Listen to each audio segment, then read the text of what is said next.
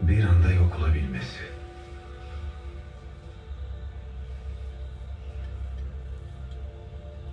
Gökyüzünde yeni bir yıldız.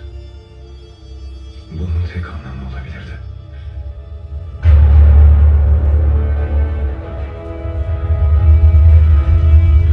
Gemiler yavaşlıyorlar.